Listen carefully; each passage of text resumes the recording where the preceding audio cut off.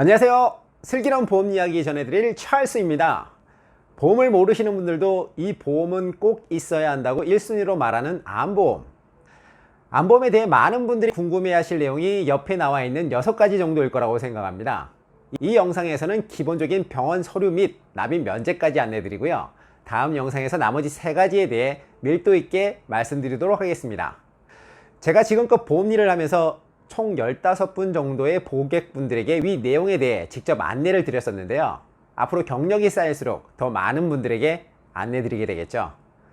이 부분으로 고객분들 문의 전화를 받을 때마다 한편으로 마음이 무거워지는 건 아마 암이라는 단어가 주는 무게감 때문이겠죠. 암 확진을 받으셨다면 우선 많이 놀라셨을 텐데요.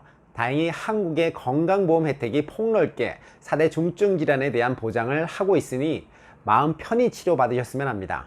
그에 더불어 병원비와 생활자금을 폭넓게 커버하기 위해 준비한 암보험, 그 보험금 청구를 위해 준비하실 서류를 짚어드리겠습니다. 첫 번째, 암진단비 청구를 위해 준비하실 병원 서류는 암진단서와 조직검사 결과지, 임상학적 서류인 진단서와 병리학적 서류인 조직검사 결과지가 필수 서류이니 놓치지 마시고 두 서류를 함께 준비하셔야 합니다. 표에 나와 있는 것처럼 뇌와 폐, 췌장 등 조직검사를 하지 않고 암 진단을 하는 부위는 방사선 판독 결과지를 제출하셔야 하고요. 그리고 암 직접적인 치료 목적의 수술, 암 직접적인 치료 입원의 특약을 준비하고 계시다면 암 수식어가 붙어있는 입원 수술이기에 암 코드가 확인되는 진단서가 필수 서류가 됩니다. 최초 진단 후 수술을 하실 때는 잘 준비를 하시는데요. 추후 계속적인 항암 치료 및 입원 치료를 하시게 된다면 매번 청구하실 때마다 암 진단 코드를 확인할 수 있는 진단서를 준비하시는 것 잊지 마십시오. 진단서에 수술, 입퇴원 날짜 등 모든 내용이 표기되어 있으니 수술 확인서, 입퇴원 확인서 없이 진단서만 준비한다고 생각하시면 됩니다. 참, 암 입원 및 특약이 있으시다면 요양병원 입원 치료 시 암 진단서에 추가로 간호기록지를 준비하셔야 합니다. 요양병원 입원은 직접적인 암 치료 목적이 아니라는 이유로 암 입원비 보험금 지급을 거절하는 보험사들이 있는데요. 몇몇 분쟁들을 통해 금감원 권고가 나와 있기에 지금은 대다수의 보험사들이 지급을 하고 있고요. 그래도 암 입원비의 보험금이 크고 외출 외박이 용이한 요양병원의 특징상 외출 외박 기록을 확인하여 일정 시간 초과의 외출 및 외박 시 보험료 지급 일자에서 제외하기 위한 조치로 간호기록지라는 병원 서류가 추가로 요청되게 됩니다.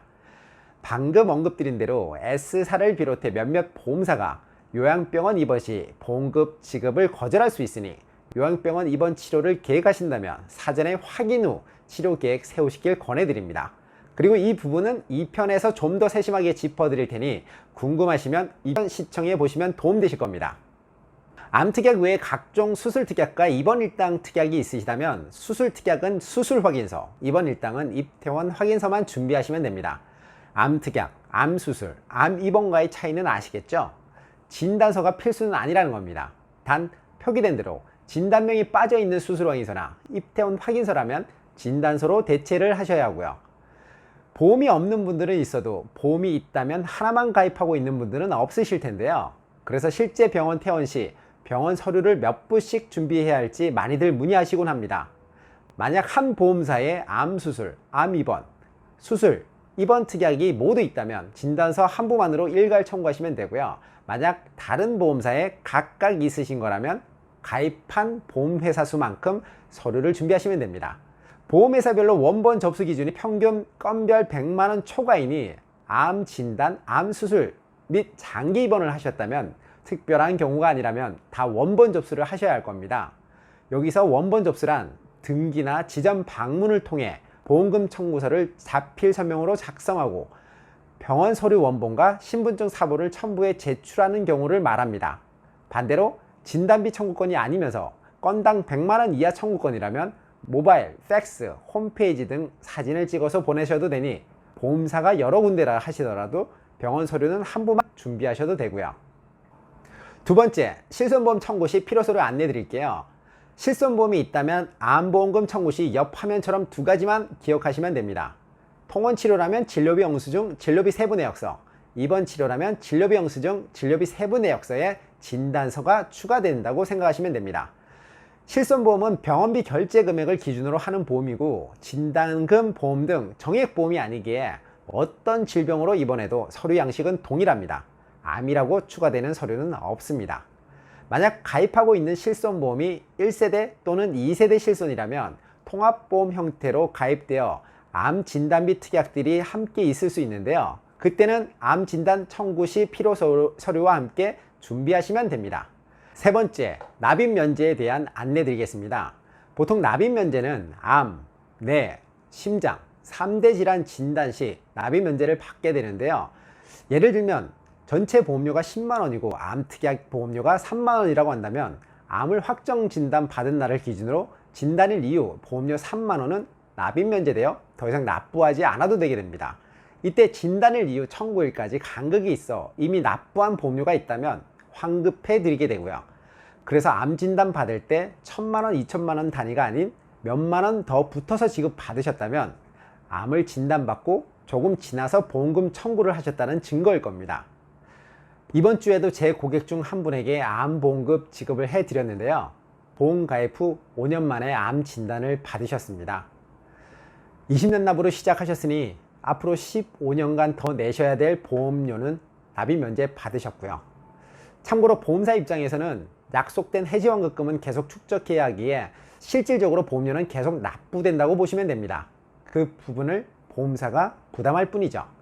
더불어 암 진단비 특약의 경우 1회 지급이 기본이기에 납입 면제와 함께 보험 혜택도 소멸되지만 2008년 이전 가입한 생명보험사의 암 특약이 있으시거나 생명보험사에서 판매되고 있는 사망보장의 연계에 암 진단금 등이 지급되는 보험 등은 납입 면제가 되더라도 암 진단을 제외한 다른 입원, 수술, 진단보험금은 계속 보장 유지가 되니 이 부분은 놓치지 않으셨으면 합니다. 생명보험사에만 있는 혜택 아닌 혜택인데요. 2008년 이전 생명보험사에만 있던 3종 수술의 장점들처럼요.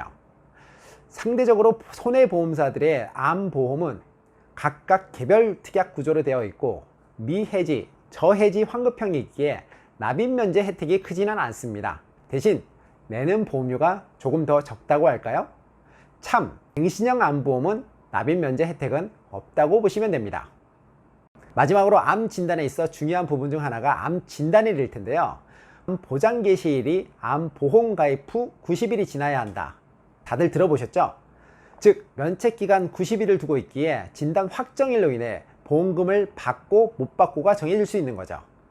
약간에는 암의 진단 확정은 해부병리 또는 임상병리의 전문 의사 자격증을 가진 자에 의하여 내려져야 하며 암의 확정 진단일은 조직 검사 결과가 나온 날을 기준으로 하고 있습니다. 이를 기준으로 면책기간 90일과 납입면제 등을 적용한다고 보시면 되고요. 오늘 영상에서는 암보험금 청구 시 서류와 납입면제 등 기본적인 부분 짚어드렸는데요. 현장 조사 시 주의사항, 암 입원 일당 이슈 점검, 암보험은 얼마나 준비해야 하나 등 민감한 주제는 다음 영상에서 찾아뵙겠습니다. 보험 사용자의 시각에서 바라보는 보험 이야기, 오늘은 어떠셨나요?